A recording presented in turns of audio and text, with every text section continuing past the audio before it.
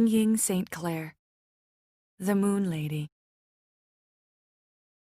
For all these years, I kept my mouth closed so selfish desires would not fall out. And because I remained quiet for so long, now my daughter does not hear me. She sits by her fancy swimming pool and hears only her Sony Walkman, her cordless phone, her big, important husband asking her why they have charcoal and no lighter fluid. All these years, I kept my true nature hidden, running along like a small shadow so nobody could catch me. And because I moved so secretly, now my daughter does not see me. She sees a list of things to buy, her checkbook out of balance, her ashtray sitting crooked on a straight table. And I want to tell her this. We are lost, she and I, unseen and not seeing, unheard and not hearing, unknown by others. I did not lose myself all at once. I rubbed out my face over the years, washing away my pain, the same way carvings on stone are worn down by water. Yet today I can remember a time when I ran and shouted, when I could not stand still. It is my earliest recollection, telling the Moon Lady my secret wish. And because I forgot what I wished for, the memory remained hidden from me all these many years. But now I remember the wish, and I can recall the details of that entire day as clearly as I see my daughter and the foolishness of her life. In 1918, the year that I was 4, the Moon Festival arrived during an autumn in Wuxi that was unusually hot, terribly hot. When I awoke that morning, the 15th day of the 8th moon, the straw mat covering my bed was already sticky. Everything in the room smelled of wet grass simmering in the heat. Earlier in the summer, the servants had covered all the windows with bamboo curtains to drive out the sun. Every bed was covered with a woven mat, our only bedding during the months of constant wet heat. And the hot bricks of the courtyard were crisscrossed with bamboo paths. Autumn had come, but without its cool mornings and evenings. And so the stale heat still remained in the shadows behind the curtains, heating up the acrid smells of my chamber pot, seeping into my pillow, chafing the back of my neck, and puffing up my cheeks so that I awoke that morning with a restless complaint. There was another smell outside, something burning, a pungent fragrance that was half sweet and half bitter. "What's that stinky smell?" I asked my Aunt Ma, who always managed to appear next to my bed the instant I was awake. She slept on a cot in a little room next to mine. "It's the same as I explained yesterday," she said, lifting me out of my bed and setting me on her knee. And my sleepy mind tried to remember what she had told me upon waking the morning before. "We are burning the 5 evils," I said drowsily, then squirmed out of her warm lap. I climbed on top of a little stool and looked out the window into the courtyard below. I saw a green coil curled in the shape of a snake, with a tail that billowed yellow smoke.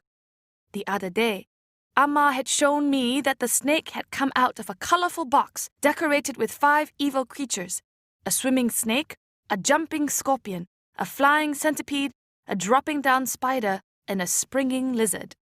"The bite of any one of these creatures could kill a child," explained Amma. So I was relieved to think we had caught the 5 evils and were burning their corpses. I didn't know the green coil was merely incense used to chase away mosquitoes and small flies. That day, instead of dressing me in a light cotton jacket and loose trousers, Amma brought out a heavy yellow silk jacket and skirt outlined with black bands. "No time to play today," said Amma, opening the lined jacket. "Your mother has made you new tiger clothes for the Moon Festival." She lifted me into the pants. "Very important day, and now you are a big girl, so you can go to the ceremony." "What is a ceremony?" I asked as Amma slipped the jacket over my cotton undergarments. "It is a proper way to behave. You do this and that so the gods do not punish you," said Amma as she fastened my frog clasps. "What kind of punishment?" I asked boldly. "Too many questions," cried Amma. "You do not need to understand. Just behave. Follow your mother's example. Light the incense, make an offering to the moon, bow your head. Do not shame me, Ying Ying." I bowed my head with a pout.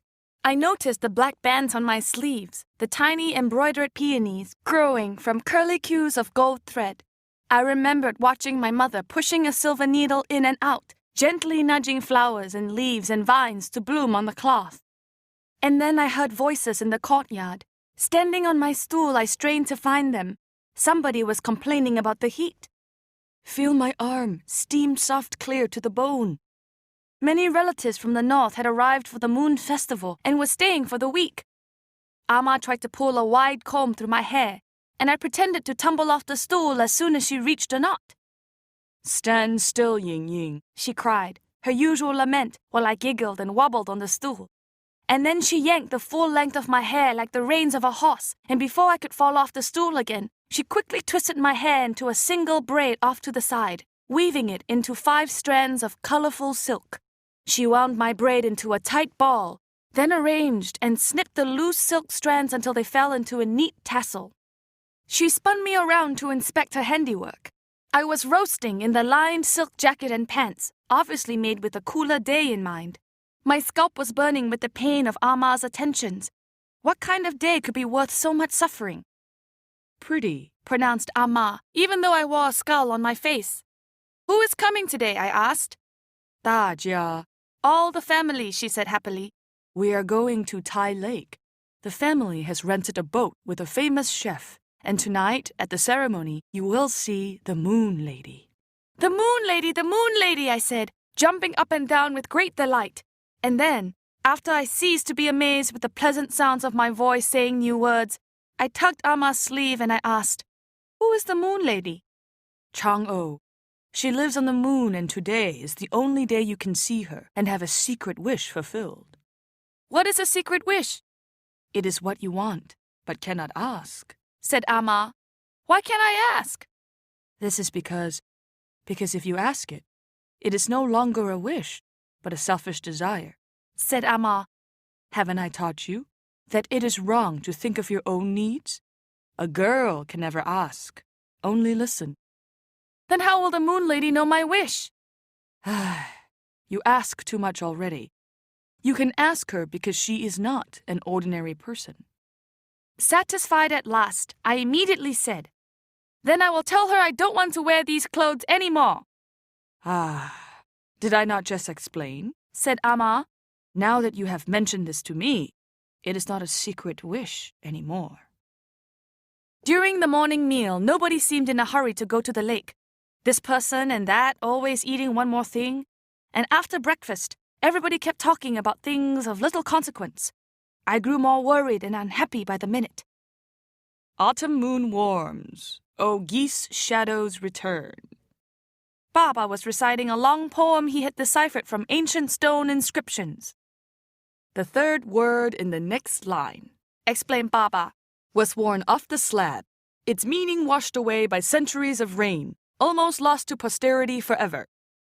But fortunately, said my uncle, his eyes twinkling, you are a dedicated scholar of ancient history and literature. You were able to solve it, I think. My father responded with the line, Mist flowers radiant. Oh. Mama was telling my aunt and the old ladies how to mix various herbs and insects to produce a balm. This you rub here, between these 2 spots. Rub it vigorously until your skin heats and the achiness is burned out. Hi. But how can I rub a swollen foot? Lamented the old lady. Both inside and outside have a sour, painful feeling, too tender to even touch. It is the heat, complained another old auntie, cooking all your flesh dry and brittle. And burning your eyes, exclaimed my great aunt. I sighed over and over again every time they started a new topic. Amma finally noticed me and gave me a mooncake in the shape of a rabbit. She said I could sit in the courtyard and eat it with my 2 little half-sisters, number 2 and number 3. It is easy to forget about a boat when you have a rabbit mooncake in your hand. The 3 of us walked quickly out of the room, and as soon as we passed through the moon gate that led to the inner courtyard, we tumbled and shrieked, running to see who could get to the stone bench first. I was the biggest, so I sat in the shady part, where the stone slab was cool. My half-sisters sat in the sun. I broke off a rabbit ear for each of them. The ears were just dough, no sweet filling or egg yolk inside, but my half-sisters were too little to know any better. Sister likes me better, said number 2 to number 3. Me better, said number 3 to number 2. Don't make trouble, I said to them both. I ate the rabbit's body, rolling my tongue over my lips to lick off the sticky bean paste. We picked crumbs off one another, and after we finished our treat, it grew quiet, and once again I became restless. Suddenly, I saw a dragonfly with a large crimson body and transparent wings. I leapt off the bench and ran to chase it, and my half-sisters followed me, jumping and thrusting their hands upward as it flew away. Ying Ying, I heard Amma call, and number 2 and number 3 ran off. Amma was standing in the courtyard, and my mother and the other ladies were now coming through the moon gate. Amma rushed over and bent down to smooth my yellow jacket. 新衣服一大发朵. Your new clothes, everything all over the place, she cried in a show of distress. My mother smiled and walked over to me. She smoothed some of my wayward hairs back in place and tucked them into my coiled braid. A boy can run and chase dragonflies because that is his nature, she said. But a girl should stand still. If you are still for a very long time, a dragonfly will no longer see you. Then it will come to you and hide in the comfort of your shadow. The old ladies clucked in agreement, and then they all left me in the middle of the hot courtyard. Standing perfectly still like that, I discovered my shadow. At first, it was just a dark spot on the bamboo mats that covered the courtyard bricks. It had short legs and long arms, a dark coiled braid just like mine. When I shook my head, it shook its head. We flapped our arms. We raised one leg. I turned to walk away and it followed me. I turned back around quickly and it faced me. I lifted the bamboo mat to see if I could peel off my shadow, but it was under the mat on the brick. I shrieked with delight at my shadow's own cleverness. I ran to the shade under the tree, watching my shadow chase me. It disappeared. I loved my shadow, this dark side of me that had my same restless nature. And then I heard Amma calling me again. Ying Ying, it is time. Are you ready to go to the lake? I nodded my head and began to run toward her, myself running ahead. Slowly, go slowly, admonished Amma. Our entire family was already standing outside, chatting excitedly. Everybody was dressed in important-looking clothes. Baba was in a new brown-colored gown, which, while plain, was of an obviously fine-quality silk weave and workmanship. Mama had on a jacket and skirt with colors that were the reverse of mine. Black silk with yellow bands. My half-sisters wore rose-colored tunics, and so did their mothers, my father's concubines.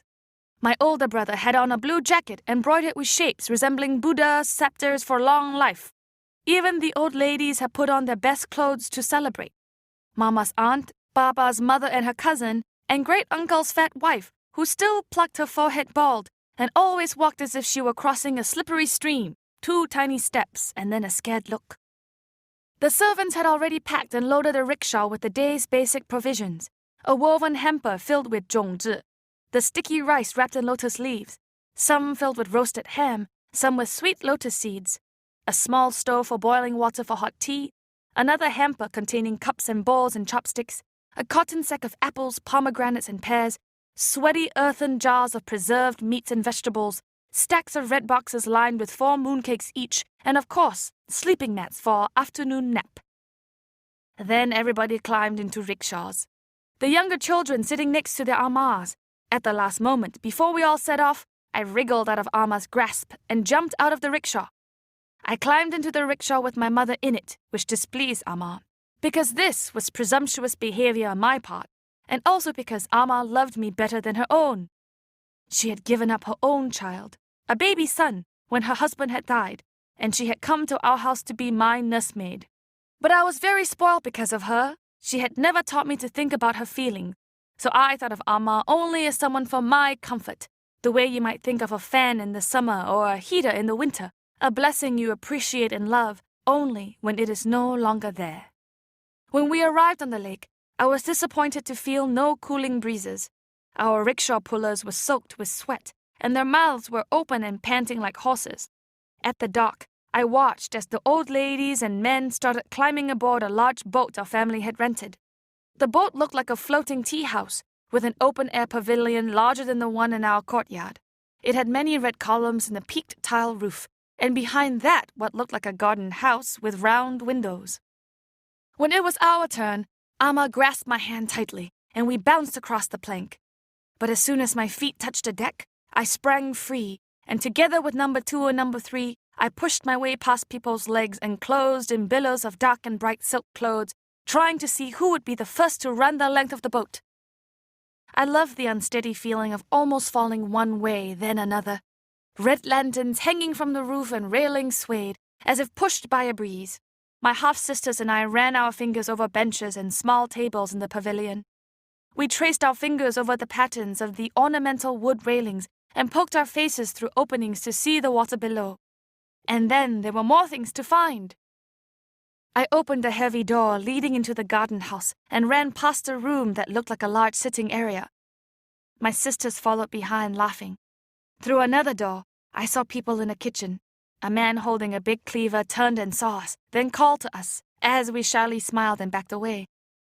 At the rear of the boat, we saw poor-looking people, a man feeding sticks into a tall chimney stove, a woman chopping vegetables, and 2 rough-looking boys squatting close to the edge of the boat, holding what looked to be a piece of string attached to a wire mesh cage lying just below the surface of the water. They gave us not even a glance. We returned to the front of the boat, just in time to see the dock moving away from us. Mama and the other ladies were already seated on benches around the pavilion, fanning themselves furiously and slapping the sides of each other's heads when mosquitoes lighted. Baba and Uncle were leaning over a rail, talking in deep, serious voices. My brother and some of his boy cousins had found a long bamboo stick and were poking the water as if they could make the boat go faster. The servants were seated in a cluster at the front, heating water for tea, shelling roasted ginkgo nuts, and emptying our hampers of food for a noonday meal of cold dishes. Even though Tai Lake is one of the largest in all of China, that day it seemed crowded with boats, rowboats, pedal boats, sailboats, fishing boats, and floating pavilions like ours.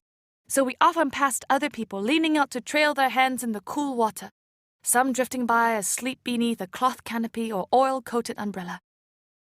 Suddenly, I heard people crying, "Ah! Ah! Ah!" And I thought, at last, the day has begun. I raced to the pavilion and found aunts and uncles laughing as they used chopsticks to pick up dancing shrimp, still squirming in their shells, their tiny legs bristling. So this was what the mesh cage beneath the water had contained. Freshwater shrimp, which my father was now dipping into a spicy bean curd sauce and popping into its mouth with 2 bites and a swallow. But the excitement soon waned, and the afternoon seemed to pass like any other at home. The same listlessness after the meal, a little drowsy gossip with hot tea, Amma telling me to lie down on my mat, the quiet as everyone slept through the hottest part of the day. I sat up and saw Amma was still asleep, lying askew on her sleeping mat. I wandered to the back of the boat. The rough-looking boys were removing a large, squawking, long-necked bird from a bamboo cage. The bird had a metal ring around its neck. One boy held onto the bird, wrapping its arm around the bird's wings. The other tied a thick rope to a loop on the metal neck ring. Then they released the bird, and it swooped with a flurry of white wings, hovered over the edge of the boat, then sat on top of the shiny water. I walked over to the edge and looked at the bird. He looked back at me warily with one eye. Then the bird dove under the water and disappeared. One of the boys threw a raft made of hollow reed flutes into the water, and then drove in and emerged on top of the raft. In a few seconds, the bird also emerged, its head struggling to hold onto a large fish. The bird jumped onto the raft, and then tried to swallow the fish, but of course, with the ring around its neck, it could not. In one motion, the boy on the raft snatched the fish from the bird's mouth and threw it to the other boy on the boat. I clapped my hands and the bird dove underwater again. For the next hour, while Amma and everybody else slept, I watched like a hungry cat waiting its turn, as fish after fish appeared in the bird's beak only to land in a wooden pail on the boat. Then the boy in the water cried to the other, "Enough!" And the boy on the boat shouted to someone high atop the part of the boat I could not see. And loud clangs and hissing sounds erupted as once again the boat began to move. Then the boy next to me dove into the water. Both boys got on the raft and crouched in the middle like 2 birds perched on a branch. I waved to them, envying their carefree ways, and soon they were far away, a little yellow spot bobbing on the water. It would have been enough to see this one adventure, but I stayed as if caught in a good dream. And sure enough, I turned around and a sullen woman was now squatting in front of the bucket of fish. I watched as she took out a sharp, thin knife and began to slice open the fish bellies, pulling out the red, slippery insides and throwing them over her shoulder into the lake. I saw her scrape off the fish scales, which flew in the air like shards of glass. And then there were 2 chickens that no longer gurgled after their heads were chopped off. and a big snapping turtle that stretched out its neck to bite a stick, and whack, off fell its head.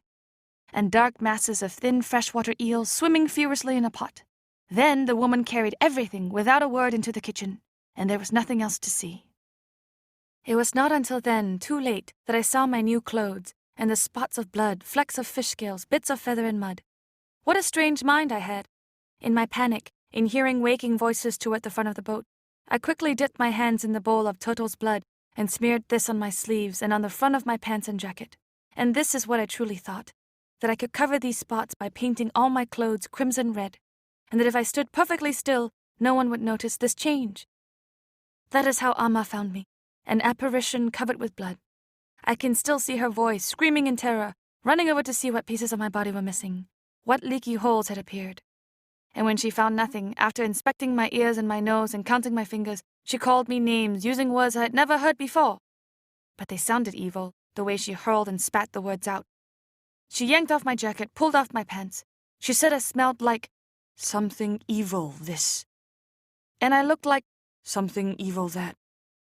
Her voice was trembling not so much with anger as with fear. Your mother now, she will be glad to wash her hands of you, Amma said with great remorse. She will banish us both to Kunming. And then I was truly frightened, because I had heard that Kunming was so far away nobody ever came to visit, and that it was a wild place surrounded by a stone forest ruled by monkeys. Amma left me crying on the back of the boat, standing in my white cotton undergarments and tiger slippers. I had truly expected my mother to come soon. I imagined her seeing my soiled clothes, the little flowers she had worked so hard to make. I thought she would come to the back of the boat and scold me in her gentle way, but she did not come. Oh, once I heard some footsteps, but I saw only the faces of my half-sisters pressed to the door window. They looked at me wide-eyed, pointed to me, and then laughed and scampered off. The water had turned a deep golden color, and then red, purple, and finally black. The sky had darkened, and red lantern lights started to glow all over the lake. I could hear people talking and laughing, some voices from the front of our boat, some from other boats next to us. And then I heard the wooden kitchen door banging open and shut, and the air filled with good, rich smells. The voices from the pavilion cried in happy disbelief, "Ah, look at this, and this!" I was hungry to be there. I listened to their banquet while dangling my legs over the back, and although it was night, it was bright outside. I could see my reflection, my legs, my hands leaning on the edge, and my face. And above my head, I saw why it was so bright. In the dark water, I could see the full moon, a moon so warm and big it looked like the sun. And I turned around so I could find the moon lady and tell her my secret wish. But right at that moment, everybody else must have seen her too, because firecrackers exploded, and I fell into the water, not even hearing my own splash. I was surprised by the cool comfort of the water, so that at first I was not frightened. It was like weightless sleep, and I expected Amma to come immediately and pick me up. But in the instant that I began to choke, I knew she would not come. I thrashed my arms and legs under the water. The sharp water had swum up my nose, into my throat and eyes, and this made me thrash even harder. Amma! I tried to cry, and I was so angry at her for abandoning me, for making me wait and suffer unnecessarily. And then a dark shape brushed by me, and I knew it was one of the 5 evils, a swimming snake. It wrapped around me and squeezed my body like a sponge, then tossed me into the choking air, and I fell headlong into a rope net filled with writhing fish. Water gushed out of my throat, so that now I was choking and wailing. When I turned my head, I saw 4 shadows with the moon in back of them. A dripping figure was climbing into the boat. "Is it too small? Should we throw it back, or is it worth some money?" said the dripping man, panting, and the others laughed. I became quiet. I knew who these people were. When Amma and I passed people like these in the streets, she would put her hands over my eyes and ears. "Stop now!" scolded the woman in the boat. "You frightened her. She thinks we are brigands who are going to sell her for a slave." And then she said in a gentler voice, "Where are you from, little sister?" The dripping man bent down and looked at me. "Oh, a little girl, not a fish." "Not a fish, not a fish," murmured the others, chuckling. I began to shiver, too scared to cry. The air smelled dangerous, the sharp odors of gunpowder and fish. "Do not pay any attention to them," said the woman. "Are you from another fishing boat? Which one? Do not be afraid. Point." Out on the water I saw rowboats and pedal boats and sailboats and fishing boats like this one, with a long bow and small house in the middle. I looked hard, my heart beating fast. "There," I said, and pointed to a floating pavilion filled with laughing people and lanterns. There, there! And I began to cry, desperate to reach my family and be comforted. The fishing boat glided swiftly over, toward the good cooking smells. "Hey!" called the woman up to the boat. "Have you lost a little girl? A girl who fell in the water?" There were some shouts from the floating pavilion, and I strained to see faces of Amma, Baba, Mama. People were crowded on one side of the pavilion, leaning over, pointing, looking into our boat. All strangers, laughing, red faces, loud voices. Where was Amma? Why did my mother not come? A little girl pushed her way through some legs. "That's not me," she cried. "I'm here. I didn't fall in the water." The people on the boat roared with laughter and turned away. "Little sister, you were mistaken," said the woman as the fishing boat glided away. I said nothing. I began to shiver again. I had seen nobody who cared that I was missing. I looked out over the water at the hundreds of dancing lanterns. Firecrackers were exploding, and I could hear more people laughing. The farther we glided, the bigger the world became, and I now felt I was lost forever. The woman continued to stare at me. My braid was unfurled. My undergarments were wet and gray. I had lost my slippers and was barefoot. "What shall we do?" said one of the men quietly. "Nobody to claim her." "Maybe she's a beggar girl," said one of the men. "Look at her clothes. She's one of those children who ride the flimsy rafts to beg for money." I was filled with terror. Maybe this was true. I had turned into a beggar girl, lost without my family. "Ah, don't you have eyes?" said the woman crossly. "Look at her skin, Too pale, and her feet. The bottoms are soft." "Put her on the shore, then," said the man. "If she truly has a family, they will look for her there." "Ah, such a night," sighed another man. "Always someone falling in on holiday nights. Drunken poets and little children. Lucky she didn't drown." They chatted like this, back and forth, moving slowly toward shore. One man pushed the boat with a long bamboo pole, and we glided between other boats. When we reached the dock, the man who had fished me out of the water lifted me out of the boat with his fishy, smelly hands. "Be careful next time, little sister," called the woman as their boat glided away. On the dock, with the bright moon behind me, I once again saw my shadow. It was shorter this time, shrunken and wild-looking.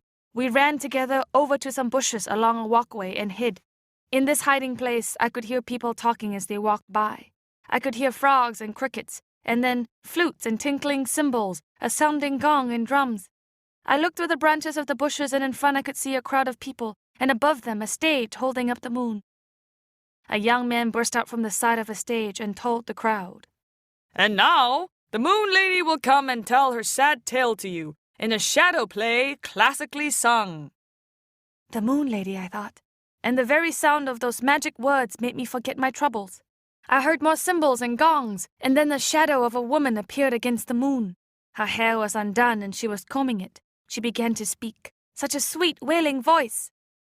"My fate and my penance," she began to lament, pulling her long fingers through her hair. "To live on the moon, while my husband lives on the sun, so that each day and each night we pass each other, never seeing one another, except this one evening, the night of the mid-autumn moon." The crowd moved closer. The Moon Lady plucked her lute and began her singing tale. On the other side of the moon, I saw the silhouette of a man appear. The Moon Lady held her arms out to embrace him. "Oh, ho ye, my husband, master archer of the skies," she sang, but her husband did not seem to notice her. He was gazing at the sky, and as the sky grew brighter, his mouth began to open wide, in horror or delight I could not tell. The Moon Lady clutched her throat and fell into a heap, crying, "The droughts of 10 suns in the eastern sky." And just as she sang this, the master archer pointed his magic arrows and shot down 9 suns which burst open with blood. "Sinking into a simmering sea," she sang happily, and I could hear those suns sizzling and crackling in death. And now a fairy, the queen mother of the western skies, was flying toward the master archer. She opened a box and held up a glowing ball. No, not a baby's sun, but a magic peach. The peach of everlasting life. I could see the Moon Lady pretending to be busy with her embroidery, but she was watching her husband. She saw him hide the peach in a box. and then the master archer raised his bow and vowed to fast for 1 year to show he had the patience to live forever. And after he ran off, the moon lady wasted not 1 moment to find the peach and eat it. As soon as she tasted it, she began to rise, then fly, not like the Queen Mother, but like a dragonfly with broken wings. Flung from this earth by my own wantonness, she cried just as her husband dashed back home shouting, "Thief! Life-stealing wife!" He picked up his bow, aimed an arrow at his wife, and with the rumblings of a gong, the sky went black. Wah, wah. The sad lute music began again as the sky and the stage lightened, and there stood the poor lady against the moon, as bright as the sun. Her hair was now so long it swept the floor, wiping up her tears. An eternity had passed since she last saw her husband, for this was her fate: to stay lost on the moon, forever seeking her own selfish wishes. "For woman is in," she cried sadly, "the darkness within, where untempered passions lie, and man is young, bright truth lighting our minds." At the end of her singing tale, I was crying, shaking with despair. Even though I did not understand her entire story, I understood her grief. In one small moment, we had both lost the world, and there was no way to get it back. A gong sounded, and the moon lady bowed her head and looked serenely to the side. The crowd clapped vigorously. And now the same young man as before came out on the stage and announced, "Wait, everybody! The moon lady has consented to grant 1 secret wish to each person here." The crowd stirred with excitement, people murmuring in high voices. "For a small monetary donation," continued the young man, and the crowd laughed and groaned, then began to disperse. The young man shouted, "A once-a-year opportunity!" But nobody was listening to him, except my shadow and me in the bushes. "I have a wish! I have one!" I shouted as I ran forward in my bare feet, but the young man paid no attention to me and walked off the stage. I kept running toward the moon to tell the moon lady what I wanted, because now I knew what my wish was. I darted fast as a lizard behind the stage to the other side of the moon. I saw her standing still for just a moment. She was beautiful, ablaze with the light from a dozen kerosene lamps, and then she shook her long, shadowy tresses and began to walk down the steps. "I have a wish," I said in a whisper, and still she did not hear me, so I walked closer yet until I could see the face of the moon lady, shrunken cheeks, a broad, oily nose, large glaring teeth and red-stained eyes. A face so tired that she wearily pulled off her hair, her long gown fell from her shoulders, and as the secret wish fell from my lips, the moon lady looked at me and became a man. For many years I could not remember what I wanted that night from the moon lady, or how it was that I was found again by my family. Both of these things seemed an illusion to me, a wish granted that could not be trusted. And so even though I was found, later that night after Amma, Papa, Uncle, and the others shouted for me along the waterway, I never believed my family found the same girl. And then, over the years, I forgot the rest of what happened that day. The pitiful story the moon lady sang, the pavilion boat, the bird with the ring on its neck, the tiny flowers blooming on my sleeve, the burning of the 5 evils. But now that I am old, moving every year closer to the end of my life, I also feel closer to the beginning. And I remember everything that happened that day because it has happened many times in my life. The same innocence, trust, and restlessness, the wonder, fear, and loneliness, how I lost myself. I remember all these things, and tonight, on the 15th day of the 8th moon, I also remember what I asked the moon lady so long ago. I wished to be found.